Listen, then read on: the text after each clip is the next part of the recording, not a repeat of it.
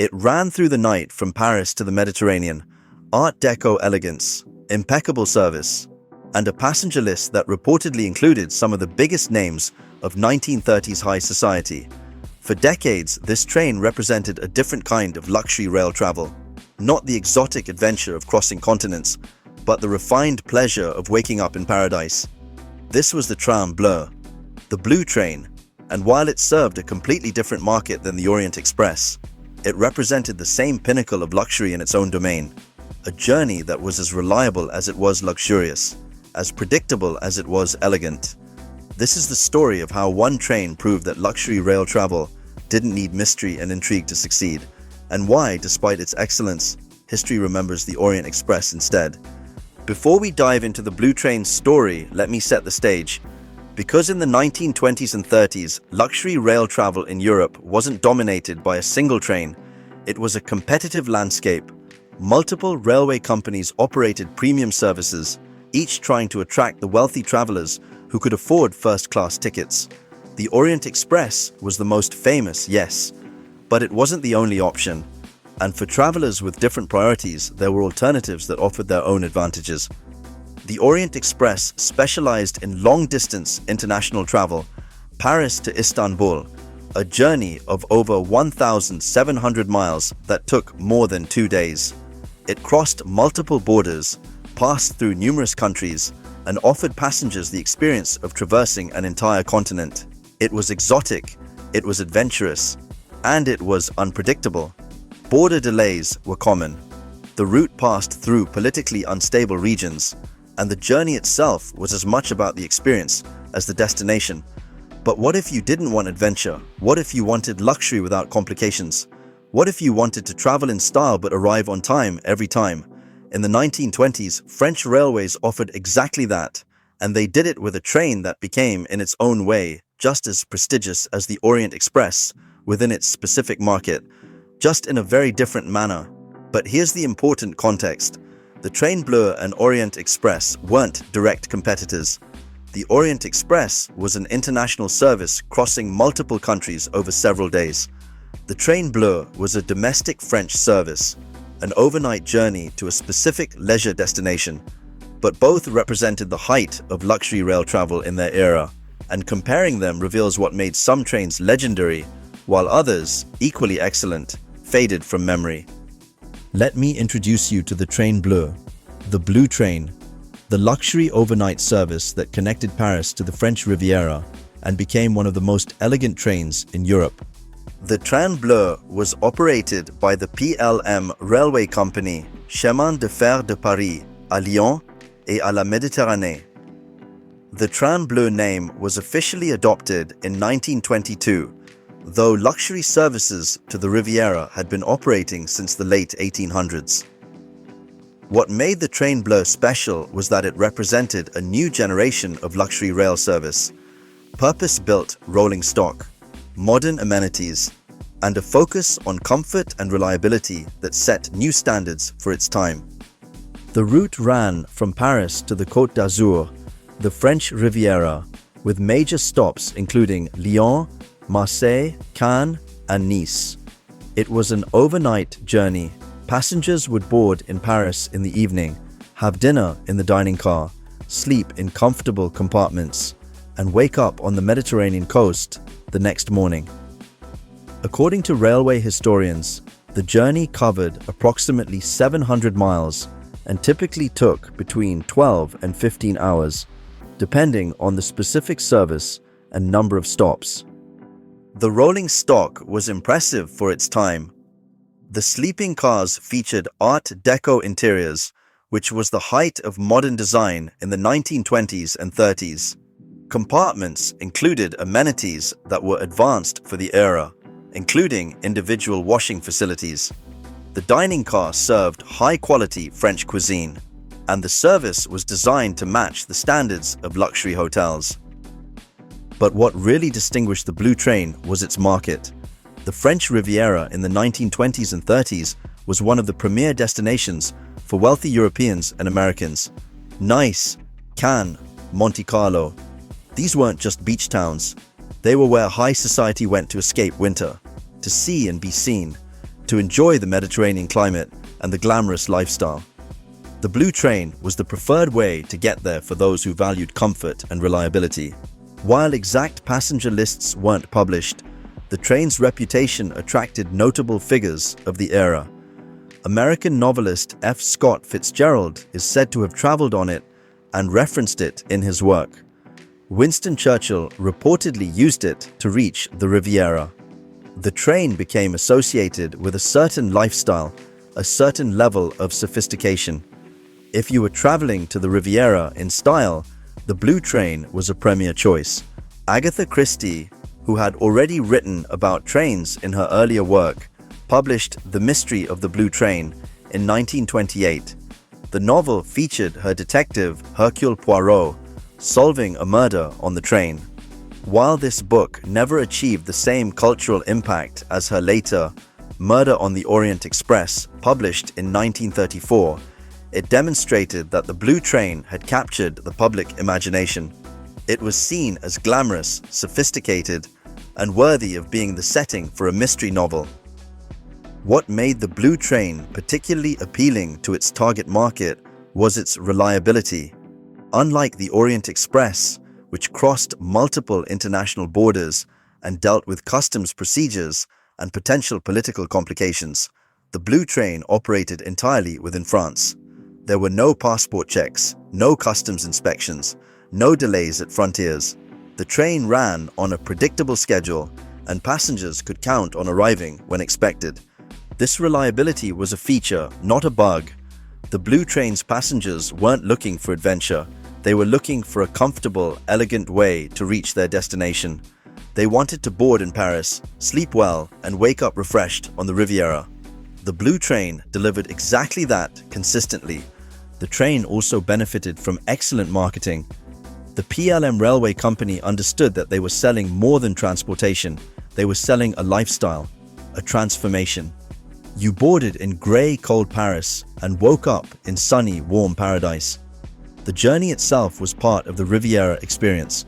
The company's promotional materials emphasized this, showing elegant passengers enjoying the train's amenities while traveling to the Mediterranean. Through the 1920s and 30s, the Blue Train thrived within its niche.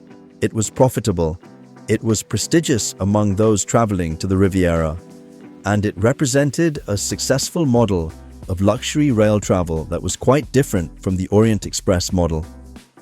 Where the Orient Express offered adventure and international intrigue, the Blue Train offered elegance and reliability.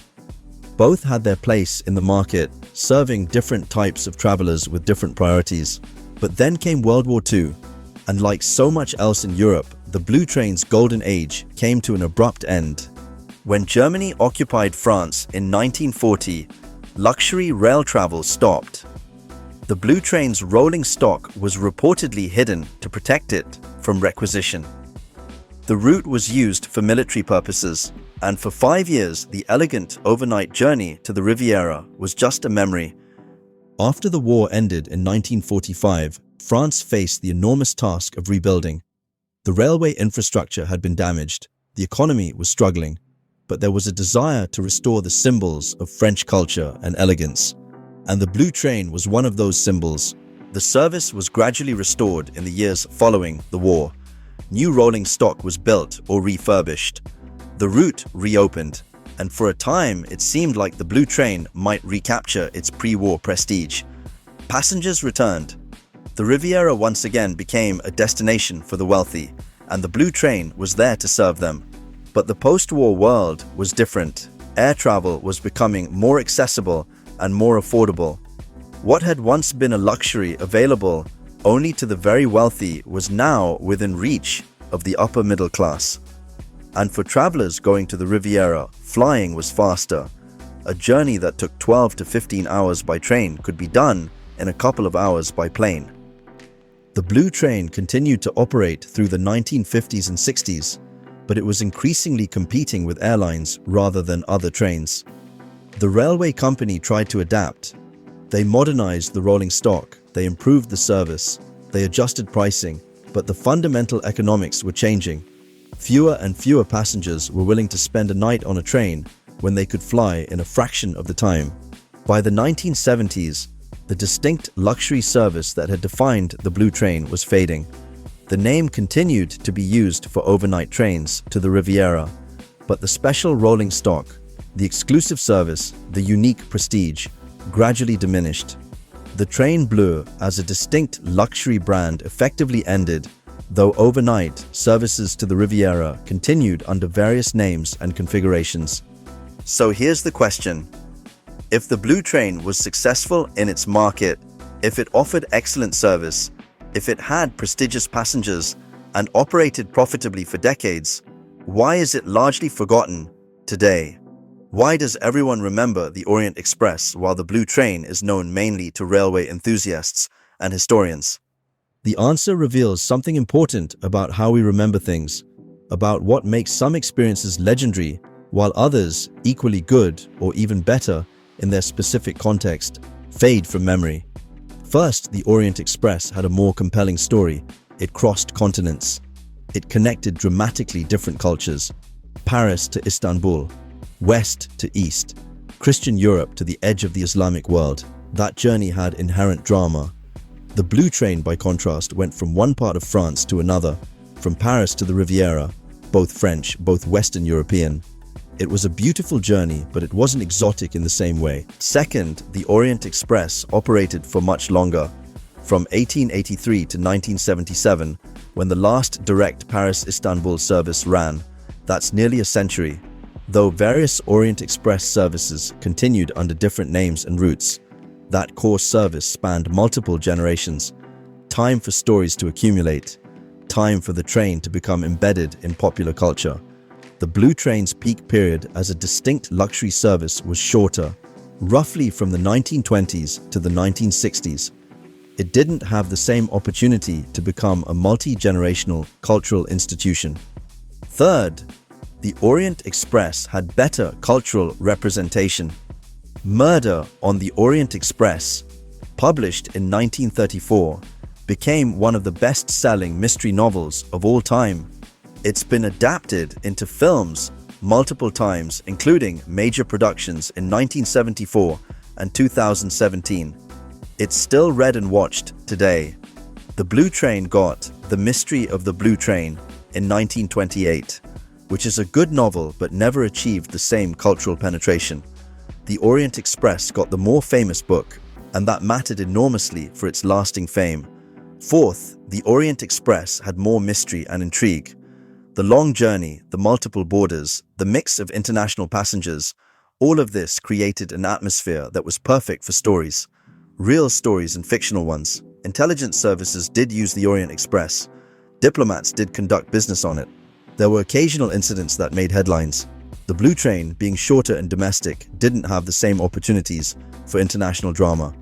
And fifth, perhaps most importantly, the Orient Express had unpredictability. The very things that made it less reliable as transportation made it more memorable as an experience. Border delays, unexpected stops, occasional complications. These weren't bugs, they were features. They created stories. The Blue Train, by being so reliable, so predictable, eliminated that possibility. You knew exactly what you were getting. And while that's excellent for transportation, it's not great for creating legends. There's a deeper lesson here about what makes experiences memorable. It's often not perfection, it's not flawless execution. It's the unexpected moments, the imperfections, the stories that come from things not going exactly as planned. The Blue Train gave passengers exactly what they paid for every time. That's excellent service. But it doesn't create the kind of stories people tell for decades. The Orient Express, with all its complications and unpredictability, gave passengers something more. Not just a journey, but an adventure. Not just transportation, but an experience they'd remember and talk about for years. That's the difference between excellent service and a legend. This doesn't mean the Blue Train was inferior. In many ways, for its specific purpose, it was superior. More comfortable for an overnight journey, more reliable, better suited to its passengers' actual needs. But being superior at providing a service isn't the same as being memorable. And in the long run, being memorable matters more for how history remembers you. There's a modern parallel here. Today's high-speed trains are faster, more comfortable, and more reliable than any train in history. The TGV from Paris to Nice takes about 5.5 hours. It's efficient, it's comfortable, it's relatively affordable, but it's not memorable, it's not legendary, because it's too perfect, too predictable. There's no story to tell when you arrive. Meanwhile, the Venice Simplon Orient Express, the restored luxury tourist train, charges thousands of dollars for a journey that's slower and less efficient than modern alternatives. But people pay it because they're not buying transportation. They're buying an experience, they're buying a story, they're buying a connection to a legendary train. The Blue Train proved that you could create a successful luxury rail service without the drama and unpredictability of the Orient Express. You could offer reliability, comfort, and elegance, and attract prestigious passengers within your market. For its time and its specific purpose, it was arguably better suited to its passengers' needs than the Orient Express was to its own passengers. But it also proved that being better at serving your market isn't always enough to become legendary, that sometimes the complications and unpredictability are what makes something memorable. That perfection can be forgettable, while imperfection becomes immortal. The Blue Train was an excellent train. It served its passengers well. It represented French elegance and sophistication. And for those who rode it during its golden age, it provided wonderful memories. But it didn't become a global legend. It didn't capture the worldwide imagination. It didn't inspire countless books and movies. It didn't become synonymous with luxury rail travel in the way the Orient Express did. The Orient Express achieved all of those things, not necessarily because it was better at what it did, but because what it did was more dramatic, more unpredictable, more story-worthy, more legendary. And that's the story of the luxury train that rivaled the Orient Express. In its own domain, it was excellent, it was successful, it was prestigious within its market, but it wasn't legendary on a global scale. And in the end, that made all the difference in how history remembers it. So here's my question for you. Would you rather have an experience that's perfect and forgettable, or one that's flawed but unforgettable? Would you choose the Blue Train's reliability or the Orient Express's adventure? Drop your answer in the comments below. And if you enjoyed this story of the elegant train that history almost forgot, hit that subscribe button and ring the notification bell. We've got more railway history coming your way. Until next time, remember that sometimes being memorable matters more than being perfect.